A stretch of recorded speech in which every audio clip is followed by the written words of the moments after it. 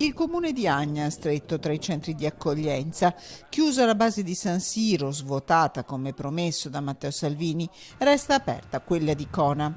Per questo il primo cittadino, Gianluca Piva, ha preso carta e penna e inviato in queste ore una lettera al ministro dell'Interno. Intanto l'ho ringraziato a nome del territorio per quello che ha fatto e lo esorto, insomma, gli chiedo di concentrarsi adesso sul versante appunto veneziano, quindi sul centro di accoglienza di Cona. Noi siamo ovviamente contenti della chiusura di San Siro, ma continuiamo la nostra, se possiamo chiamarla, resistenza, battaglia nei confronti di Conetta. È ritornata una serenità perduta, scrive il sindaco al ministro, e c'è un clima di fiducia. La mia battaglia continua perché l'hub di Conetta è ancora attivo con 400 migranti ospitati.